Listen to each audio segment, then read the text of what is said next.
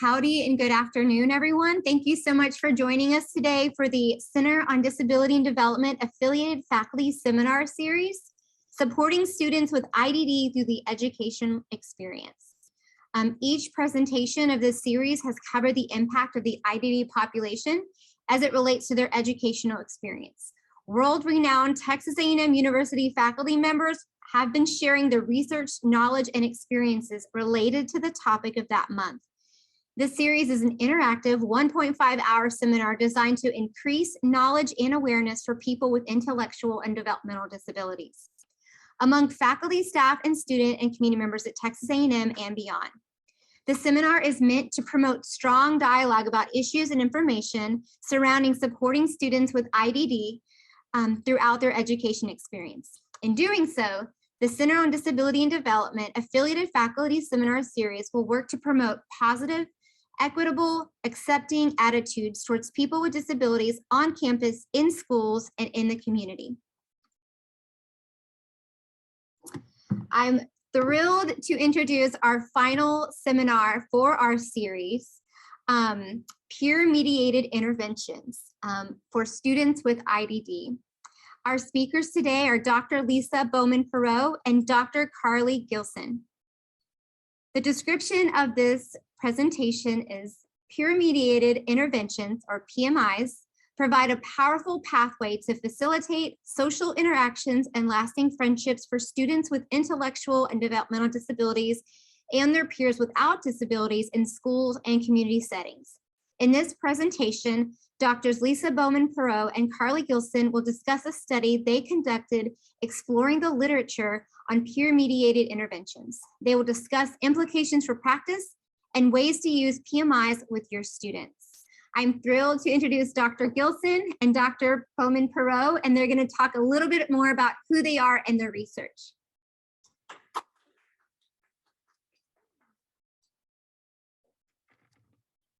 I didn't mean to take the microphone off. I was just trying to pull it down a little bit. You're a little taller than me, so I'll pull it down a little. So good afternoon. Thank you so much for being here today. We appreciate you sharing part of your afternoon with us. And I think we might have some responses to the question about who's here. And so we wanted to know in part, do we have parents, teachers, administrators, faculty, students who might be with us today? So we're kind of, hello. Did people share in the chat? Okay.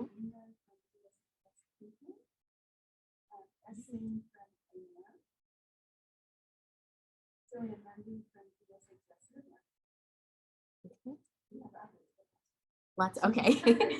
Well, thank you so much for sharing and welcome to you all. It's wonderful to have the virtual option because more people can join, of course. So we are very happy to have you here and we look forward to talking with you about promoting the power of peers, peer-mediated interventions for students with IDD.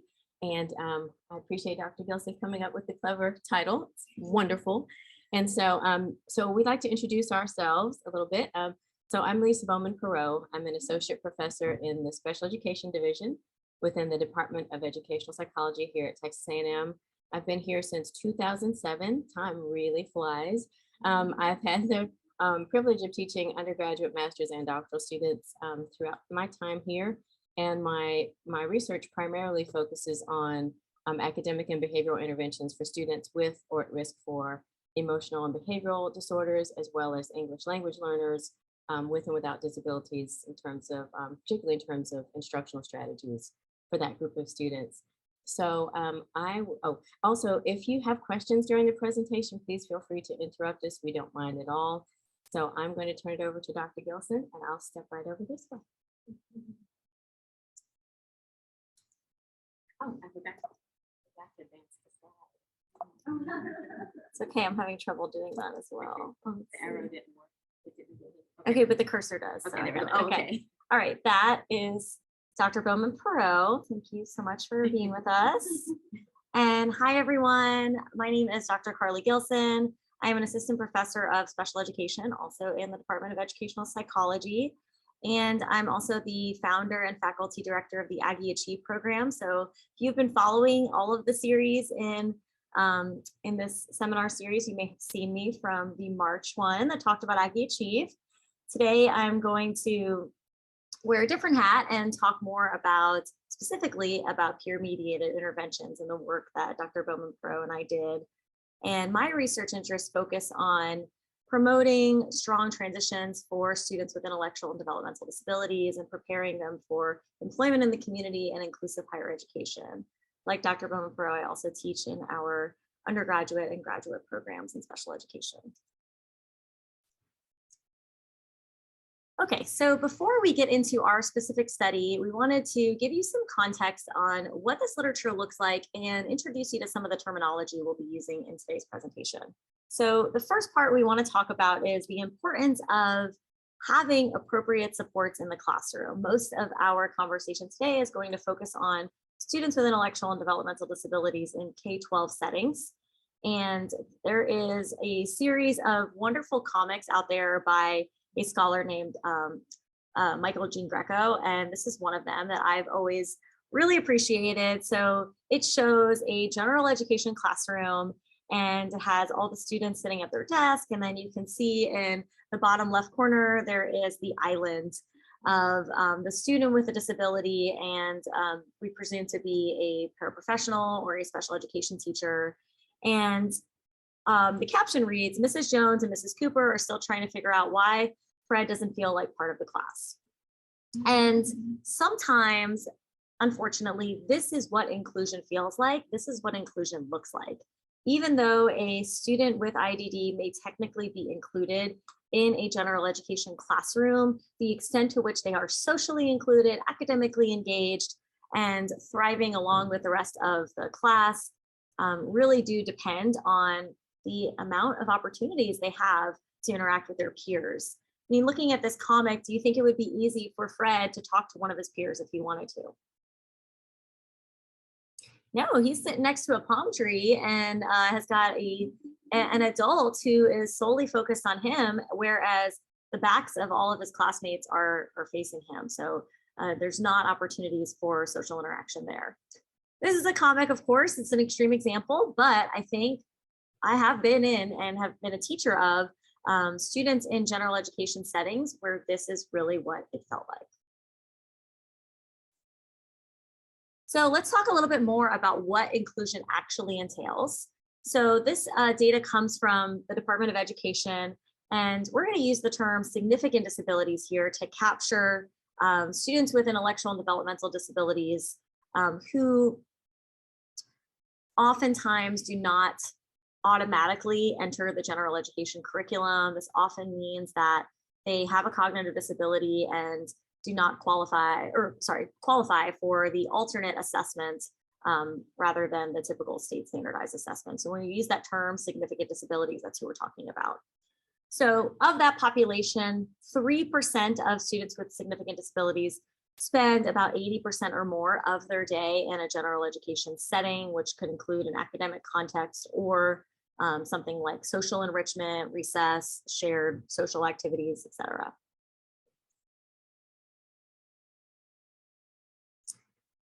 That number is low and should feel low to many of you if you're wondering where this is placed and why it matters so much. So inclusion is not just great for the sake of inclusion and for putting more people together in classes, but research points to a lot of promising outcomes that come as a result of inclusion settings. I'm going to talk about not only those promising outcomes for students with intellectual and developmental disabilities, but also the positives for their peers. So inclusion attributes to higher expectations, both from teachers, students, parents, the students themselves, higher quality IEPs. IEP is the individualized education program that is designed for students in special education, results in more time engaged in academic content that is age appropriate at grade level, and it matches the content of their peers. Greater progress toward goals in their IEP, which includes annual goals as well as their transition goals, preparing them for life after high school. Enhanced communication skills, more social interactions, new friendships that they otherwise would not have had the chance to form if they were only in isolated settings, changed attitudes, and overall better post-school outcomes after they exit high school. So to go back to terminology, when we talk about students with IDD, for the purpose of this presentation and for the study that we'll be sharing, we are talking about students who are served under the IDEA categories of autism, developmental delay, intellectual disability, and multiple disabilities. So as you can see here, these are the lower incidence populations of special education. So the top part of this graph that shows higher incidences of 30% or more for students with specific learning disabilities, speech or language impairments, or other health impairments, OHI, which also includes the category of ADHD. That group does tend to spend a lot more time in general education settings. However, for the purpose of our talk, we're talking about students who, like I said earlier, tend to have a cognitive disability, require more accommodations and modifications to access the general education content. This does represent a smaller portion of the overall categories of students with disabilities served in public schools. And this population in particular is often grouped together because although each of these disabilities is quite different, they do share some common characteristics. And one of those characteristics is that they often have trouble navigating the complexity of social interactions and learning about social dynamics with their peers. This might involve things that are part of a conversation, like nodding your head, like I'm seeing so many people in this audience do right now, and showing me that you are paying attention, giving me eye contact, turn taking in a conversation, knowing when it's my turn to speak and when it's my turn to listen.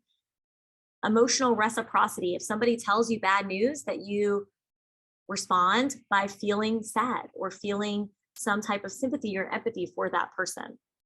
These are all very complex skills, and oftentimes students with IDD have trouble interacting in those types of environments without additional support.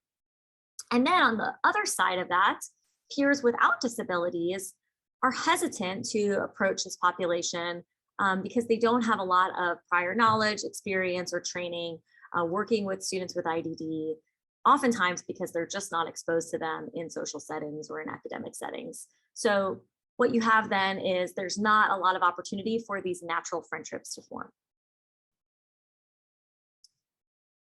This data comes from the National Longitudinal Transition Survey. That was a longitudinal survey that followed a group of students, a large group of students, thousands of students with disabilities over the course of their high school years and into their transition, and asked them questions about the extent to which they engage with social opportunities with their peers. And so we're going to break it down by disability category that I shared earlier: ID, multiple disabilities, and autism. So reporting frequently seeing friends outside of school, less than a quarter of transition age students with ID reported this frequently. And then for students with multiple disabilities and autism, those numbers are even lower. Never or rarely receive phone calls from friends, less than half of respondents with ID. Higher portions for students with multiple disabilities and autism. Up to 84% of students with autism reported that they never or rarely receive phone calls from a friend, and had reported not being invited to a friend's social activity within the past year. 25% of students with ID, 43% of students with multiple disabilities, and 50% for students with autism. I think what these numbers tell us is beyond what happens in the school environment, that's just one part of the story, and oftentimes is the only part of the story that is reported. And we don't often think about where most of your memories from high school and middle school probably come from. Is not what happened in your math class in 7th grade, but is what happened on the weekend and the friendships that you formed from those classes that then extended outward to hanging out on the weekends, being invited to birthday parties, receiving phone calls from friends. Those are all core parts of an adolescent and a childhood experience that this population is often excluded from. And when we look at elementary school, I wanted to show you the older numbers first. Elementary school, you see that these numbers are a little more encouraging. We see I won't read them all to you, but basically we see that there's less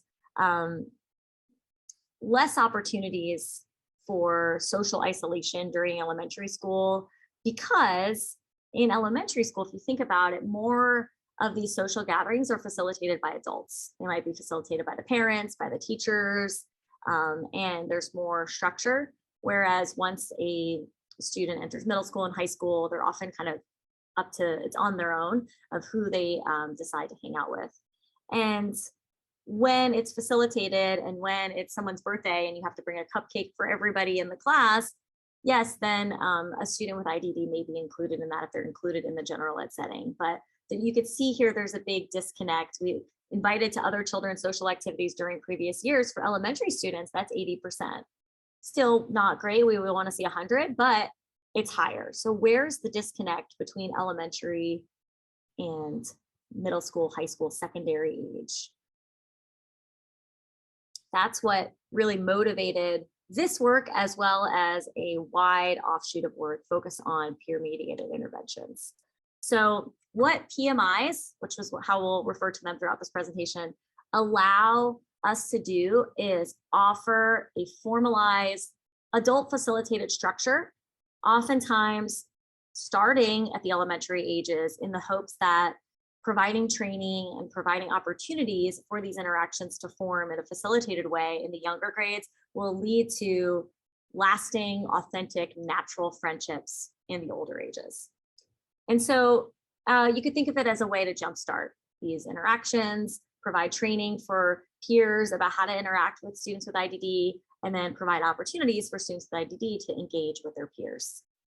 This is a very robust body of literature in our field, and we're not here to talk about whether or not it's evidence-based. It has widely been confirmed to be evidence-based, and in fact has been applied to various settings, even beyond just the general education classroom, is now extended into higher education, into employment settings, and into community-based settings as well. So, as you can imagine, there are a lot of benefits on both sides. For students with IDD, this helps provide an avenue to facilitate those relationships. It also provides opportunities for academic growth. They are more engaged in class. They are having more opportunities to receive that instruction from a peer rather than just a teacher. They are given opportunities to receive modeling of appropriate social skills. So you don't have an adult who is correcting behavior, but rather you can look to a peer who is modeling appropriate behavior, such as how to speak appropriately in class, what tone of voice do I use, how do I speak to a teacher versus speaking to a friend. And for teachers and for paraprofessionals, it really provides an opportunity for them to step back and watch these natural relationships form.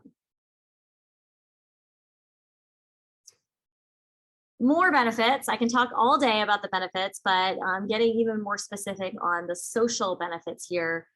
They are learning these essential social skills, turn taking, knowing how to share information, share content, share stories with one another, having the appropriate emotional responses to situations. If a friend calls you up and they're really excited, you can respond with excitement. If they call you up and they're really sad, you can respond with sadness. Those are learned behaviors that they receive opportunities to model and practice with these peers. There are also a lot of benefits for peers, and I think the literature isn't quite as developed in this particular area, but it's growing. And there are a lot of different ways that, that the peers themselves benefit as well. So they also have the benefit of structured relationships. They get to learn about a segment of the population focused on students with IDD. They gain an appreciation of diversity, advocacy skills, greater self-esteem, because they feel like they are helping out a friend, helping out a peer, and then they can in turn model that for their peers as well.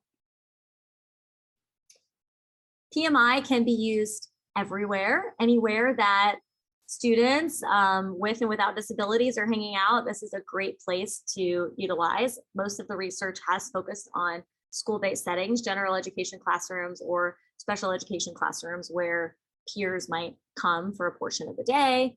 However, like I said, there has been some more recent research that's also focused on employment settings, higher education, residential environment, recreation, community type experiences, anywhere that friendships can happen, PMIs can happen. So PMI is an umbrella term that encompasses a lot of different types of interventions.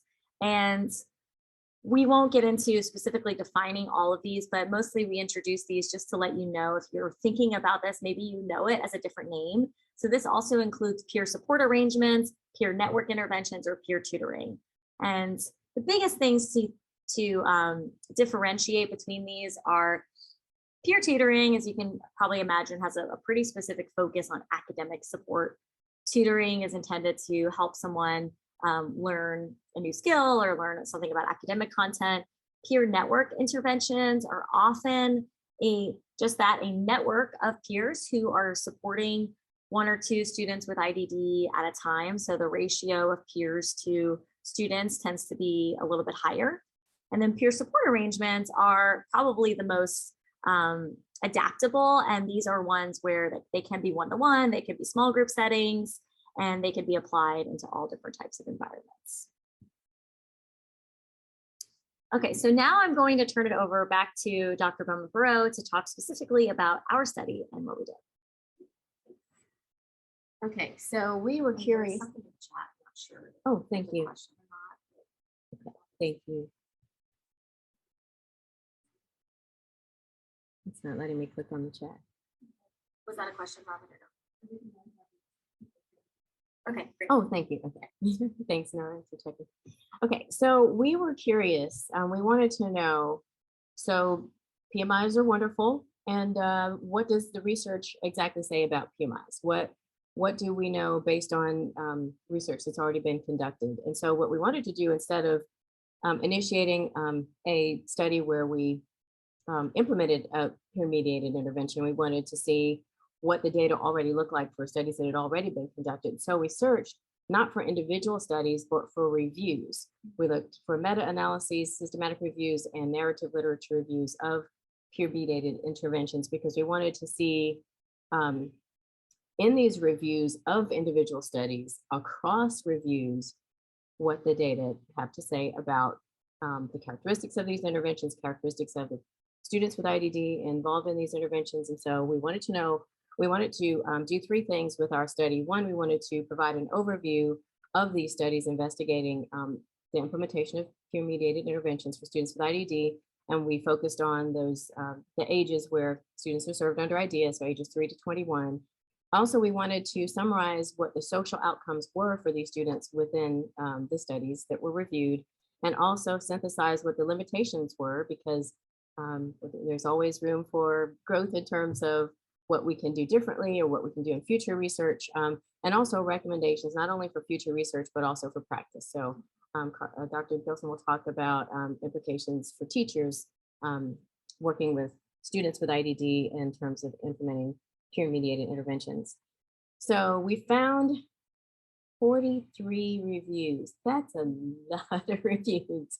And so we were very pleased to have found so many. That's great, because that means people are publishing not only studies, but enough studies to conduct meta-analyses or other kinds of reviews, but authors are actually taking on the task of summarizing the data across lots of studies. So we looked to see, well, across these 43 reviews, how many studies, unique studies are there? Meaning there were a lot of studies that showed up in more than one review. So we wanted to know, well, how many times do individual studies show up once? So there were 357 unique studies. That's a lot. So yay, we love data, right? And so of those 357 unique studies, 183 of them specifically focused on peer-mediated interventions. The other studies focused on peer-mediated interventions and other types of interventions for students with IDD and their peers. And so we included studies, we included reviews that just looked at PMIs, as well as those that included PMIs and other interventions, but that reported data for PMIs. The 43 reviews were published between 1981 and 2020. The majority focused on students with autism, and as Dr. Gilson said a lot, they largely focused on school settings.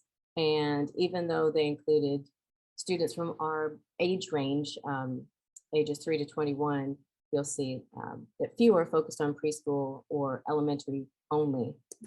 So they included multiple grade levels across a lot of the reviews. Now, we couldn't say with certainty the exact number of participants with IDD included across the 43 reviews, in part because of that overlap with the studies. We had the 357 unique studies, which we were able to count, but we understand that there are data that overlapped, including participant numbers. Also, there were some studies included in across some of the reviews that were not specific about just how many participants with IDD there were. So we had at least 4,254 participants with IDD represented, which is a good good number. So interestingly enough, though, not that many studies within the 43 across the 43 reviews reported really good demographic data about these participants. So only the data on participant ethnicity was only reported for 7% of participants. So 7% of those 4,200 plus students. And then gender was reported for 26% of the students. And then some of the studies within the reviews reported participant age, some reported grade level. But again, we did get to capture that idea, the age range that IDEA serves, 3 to 21. The mean age was a younger student, so 7.5 years. And so again, we had grade levels reported in some studies, included in the reviews. And then for the reviews that reported student age, again, the mean age was 7.5 years. So some of the peer-mediated instruction strategies were named. Some of them were described just generally or broadly. And so of those that were named were class-wide peer tutoring, peer-assisted learning strategies, peer training, the buddy system, and pivotal response treatment. And others were more broadly described, as Dr. Gilson was talking about, in part as peer network interventions, peer support arrangements, peer delivered instruction. There was a lunch club. Now that sounds like fun. And then an online skills training group, which could really be helpful, particularly now since so much is virtual. It's nice to know that PMIs also can lend themselves to a virtual format and be helpful for students. By virtue of its name, peers were the primary implementers, but the adult facilitators were largely teachers, general and special ed teachers, as well as paraprofessionals, speech language pathologists, clinicians, and researchers. So again, most of the studies did take place in school settings, but there were other settings as well, which is encouraging because, again, like Dr. Gilson said, it's very nice to know that we can implement PMIs pretty much anywhere. So camps, childcare centers, clinics, community settings, home settings, vocational environments. So all of those are wonderful. It's great to know that they're not just being implemented in schools, which is a good thing, but it's nice to know that we can broaden the scope of their use as well. So direct observation and sometimes video observation was used to collect data to determine the benefits or what students' outcomes were as they participated in PMIs. Also parent reports, so parents giving their feedback about how effective the intervention was for their student, their child, anecdotal reports from teachers and other adults involved in the study, pre and post test data, meaning for example, maybe students were asked about social interactions before they participated in the PMI and then after the PMI to see if there was a difference in their perception or their level of interaction with their peers. And then there were also commercially available social rating scales that were used that include these social responsiveness scale, teacher perception of social skills, and social skills improvement system. Now we wanted to know about the quality of these 43 reviews. And so we applied what's called the Joanna Briggs Institute, JBI checklist. And if you're interested, we can share more about that. But we found that in applying these 11 quality standards, that the quality of the reviews really was mixed. And so just over 50% had an acceptable rating, which we'd like to see that higher. So that's certainly an implication in the future. We need to ensure that not only the studies, but the reviews themselves are, high quality. Only 9 of the 43 reviews met all 11 JBI quality standards. So again, that's important to be mindful of. And we also wanted to know about peer training. So these are peer-mediated interventions. So how were, what kind of training or how much time was spent in training these peers to implement these social skills interventions. And so this information was not reported consistently, but just to give you an idea, some of the reviews reported that peers were trained from between 1 to 8 sessions daily. Another review reported that 1 time per week for 6 weeks or 4 times a week for 2 weeks, peers were trained. And then another specifically reported that the total time that peers spent in training to participate in a PMI lasted from 10 minutes to 4 hours. So 10-minute training, that's pretty quick. And then the 4-hour training, chances are that wasn't in a given day. It was probably at least over the course of 2 days, probably the course of a week, because that's a long training. Yeah. So there's a lot of variation in the amount of peer training provided. And we also wanted to know how long did those peer-mediated interventions last. So again, that duration varied across the studies in the 43 reviews. So some of the PMIs lasted 3 days, some lasted as long as 2 years. So perhaps the longer studies are very likely included maintenance or generalization, and we'll talk about that in just a little bit. And also these last 2 bullet points have to do more with intensity, and that is that when students participated in PMIs, they participated in this type of intervention from 5 minutes to 45 minutes, 1 to 5 days per week. So this speaks to how often and how much they participated in PMIs. So there were a number of student outcomes reported. And if you're interested, we can share some of our tables with you. We had lots and lots of table notes because it's encouraging because there were so many student outcomes. Most of them did focus on social skills and social inclusion, which is wonderful. Some of them did also look at competing behaviors, so off-task behaviors and social competence, the ability to, so touches on social skills, navigate social situations well. Peer acceptance and peer social inclusion, again, social inclusion is showing up again.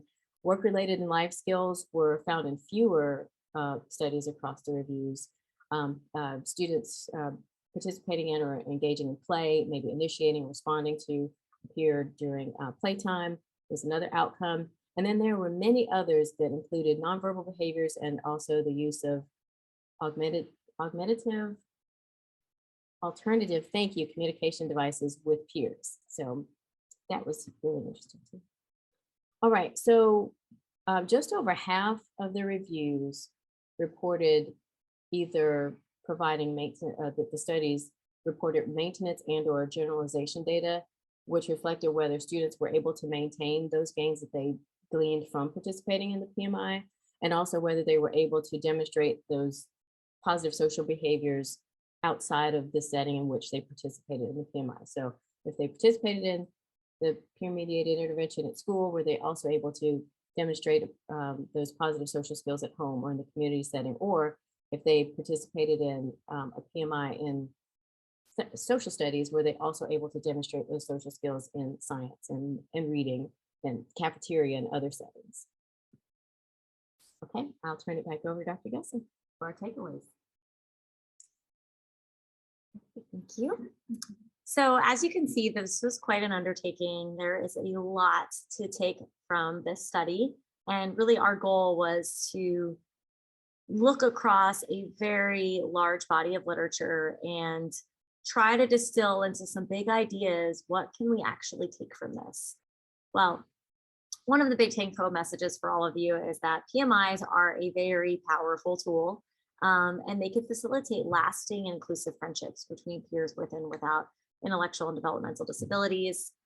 as you can see, there is huge degrees of variation in how long peers participate, how often, how long they're trained, where it happens. And I think, the message that I get from that is that no matter who you are or what you're thinking or like what brought you to this presentation today, you can do something with this. You might be thinking, maybe I have students and I only see them for an hour a week, but I've got students with and without IDD. You could do something here. Or maybe it's a short, like more of a summer camp or a short duration type thing, but when it is in that duration, it's really intense. Like it's summer camp, but it's 40 hours a week when it's the summer camp, right? So in that situation, you might be thinking, I have such a short amount of time, but you could still pack in a lot of opportunities for these PMI opportunities and for these relationships to flourish. And another big takeaway is, even if you don't want to look at our tables, which are pages and pages and pages long, of the specific social outcomes, the big thing to know is every type of social outcome that you could probably think of was explored and was measured here. So it is beyond just the basic things that we think about of turn taking and emotional reciprocity. Everything dealing with adults and children was explored here. PMIs show promise in these areas. So if you're a teacher in the audience, or if you're somebody who works with students and you're thinking, how do I do this? Well, I'm glad you're thinking that. And summer is a great time to start planning. And what we encourage you to do, we're going to share a resource with you in a moment that walks through step by step, what does it actually entail? But the first thing I want to say is start small. So this is probably not something that you want to implement right away with 30 students. I would have 1 to 2 students in a group, and then have a small training, have a short duration PMI opportunity that you can do in your setting. And then even before possibly you get started, think about all of the opportunities that your students have to interact with one another, with students with IDD, if that is an opportunity for them. If it's not, then just look at the age group that you teach and see what types of things do they do together. What makes a friendship in 3rd grade looks very different than what makes a friendship in 10th grade or 11th grade. And so you don't want to plan the same training for those age groups. Think about, what do authentic relationships look like? Because it might have been a while since you've been in that setting yourself, and think about what is meaningful to peers at that age. Sharing toys is a great thing to focus on with preschool students, but probably don't need to focus on that as much with high school students, right? Once you have a small group of peers, be thinking about who are your exemplar peers who will be responsive to this and will be excited about it. Recruit them first, but then engage them to recruit others, so that as much as possible, everything about this is peer driven. So we use the term adult facilitated, but that just means that the adult is the one who's laying out the blueprint of what it can look like, but actually putting that vision into practice, that's where the peers come in. In order to facilitate an authentic friendship, it needs to come from peers of that age. And then lastly, as you're thinking, I heard myself, which was awkward.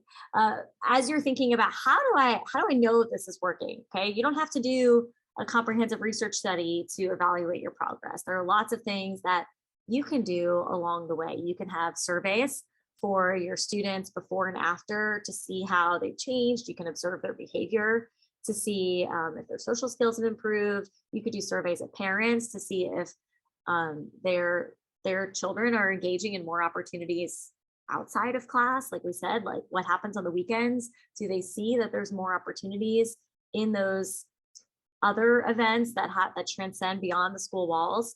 There are lots of different ways to evaluate the progress and to know how to improve the next time you implement. So this is a resource that we're going to leave you with. It is a clickable link. I'm not sure what's going to happen if I click on it, but Oh, okay, it shows you a little preview. So this is a really great step-by-step resource. It has PDFs and videos of every step of the way, how to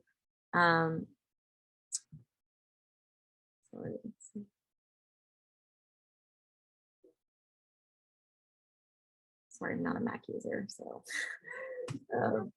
well, it'll be in here. And Robin, can you put it in the chat, please, so they have it? This is something you can explore on your own. You know, if you came to this presentation wanting to know, how do I actually do this? That's the next step for you to explore. There's a lot of other great things out there, but we want you to, we understand everybody might be starting at different places. So we want you to use that to think about how to personalize it for your own students in your own setting. All right, so if you want any of the tables or any more depth of the research that we conducted, the study is now in press. It's not quite published yet.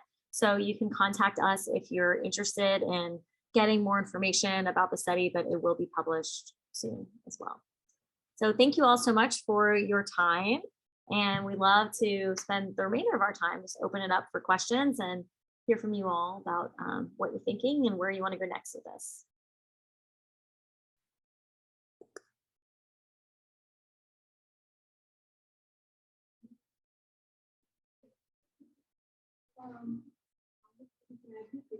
Yeah. Yes. Yes, I recognized your face, but I'm glad you didn't ask me to recall your name. But yeah, it's good to see you again, Elizabeth. I've had two students, and I did two more in the fall in my fairy tale class. Very exciting. But one I'm really kind of wondering if university classes have a very different kinds of this setting in a number of ways. But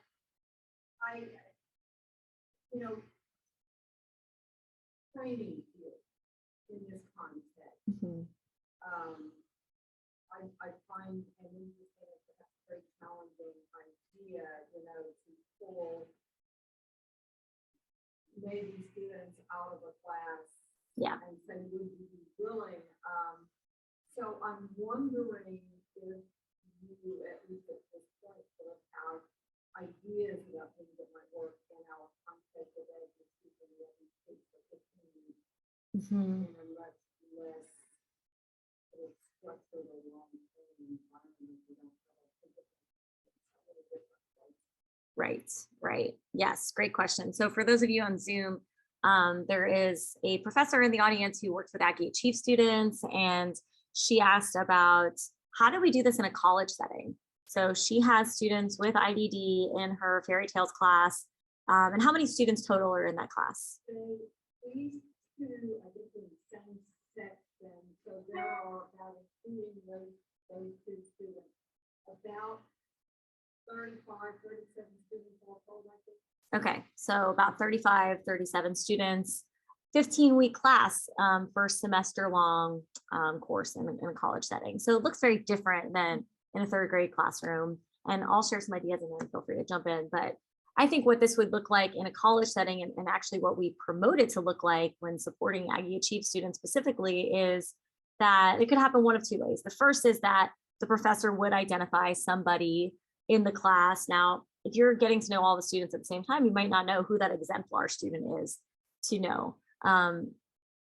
But if you don't have that, then a lot of where we see these opportunities happen is in more natural context, in intentional group work opportunities, having a student sit next to the student with IDD, each time, so that they get used to seeing the same face. We do this especially in large lecture classes where it can be overwhelming to go to your lecture class and see that there's 200 students in there and you don't recognize anybody. So what we try to do in those classes is work with the professor at the beginning of the semester to identify somebody who all they're committing to at this point is sitting next to that student, being a friendly face, making sure that maybe they are also the one taking notes on behalf of disability resources, or maybe they're just there as a friendly face to make sure that they're getting all of the information from the professor. That in itself is a form of PMI because it is a facilitated interaction. So it does not have to be this long, structured opportunity with here's some questions that you can ask to get to know one another. Here's some things. The other things that I see that are really successful in college settings is intentional group work, where you are, hopefully it's a group assignment for all the students. So it's not just like everybody else does this assignment by themselves, but the Aggie Chief student is going to work on it together. That what we'd like to see instead is just more of a universal design approach where the professor allows for an opportunity to either do partner work or group work. And when they're placing the students in the groups, they're thinking about who would go well together, where are some common interests, where might there be opportunities for the students to learn from one another, how can I make sure that the students in that group all feel supported. The type of support that the student with IDD needs is going to look different than maybe what their peers need. So the professor might offer additional office hours for that group, or maybe additional explanation of an assignment or clarification of a role that's needed so that all group members feel that the work they're doing is equitable. You want to add anything? Oh, sure. Yeah. So as far as one of the other types of PMI, peer tutoring, it's actually, peer tutoring is used even for med school students. I mean, there's there are a lot of opportunities to apply peer tutoring as well. So I would say in a college classroom, and I actually introduced peer tutoring, one format of peer tutoring, classified peer tutoring that was on one of the slides, to my undergrads every semester as an academic intervention.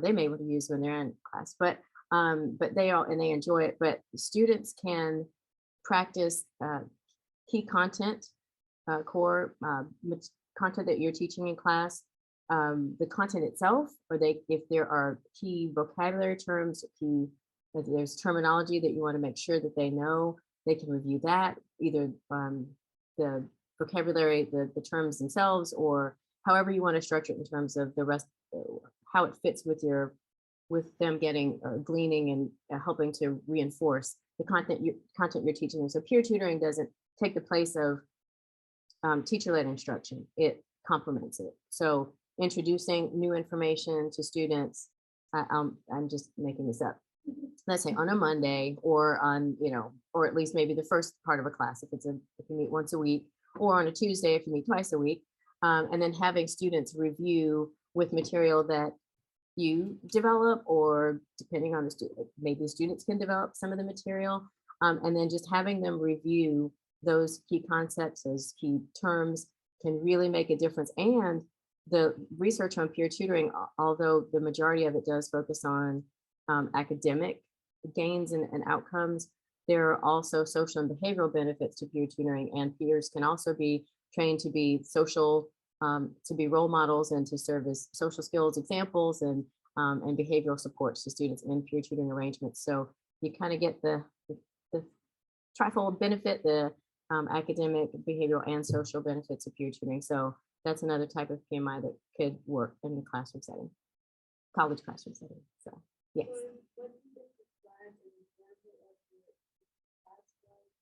Yes.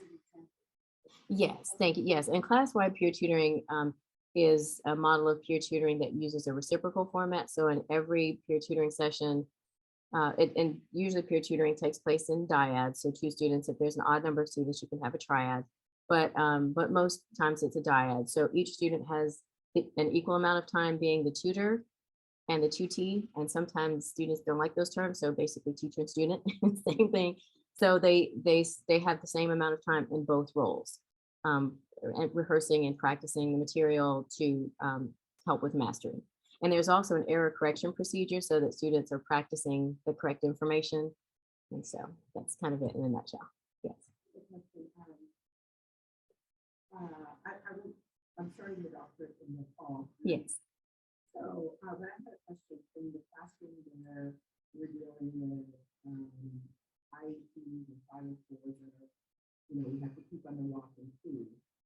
How do you introduce this in a way that still maintains the integrity of each student? I've paired them up before in my class based on how I can assess ability.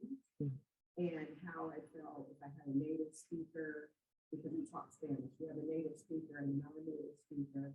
And because they're a native speaker, with a sign language, they may have had some dyslexic limitations on paper, but if they heard something, they could be the expert in helping us review the vocab out loud. So all of a sudden, this kid is no longer the recipient, but they're giving it back.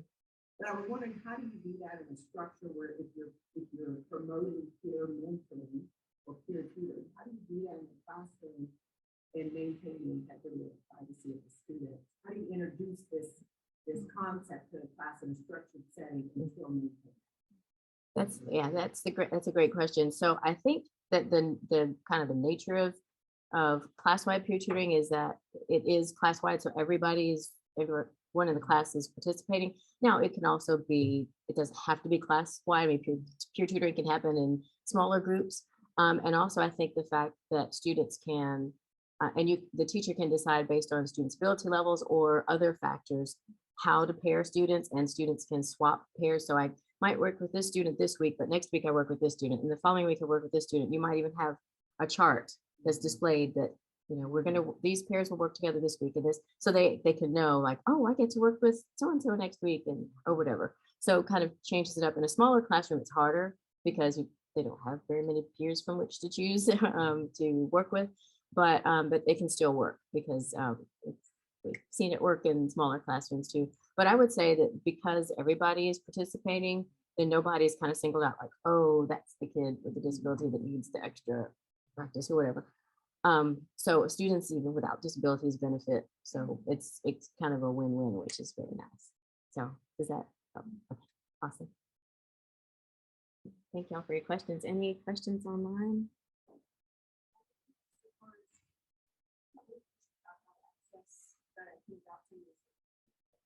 Thank you. Oh, yay. Thank you. Awesome. Thank you.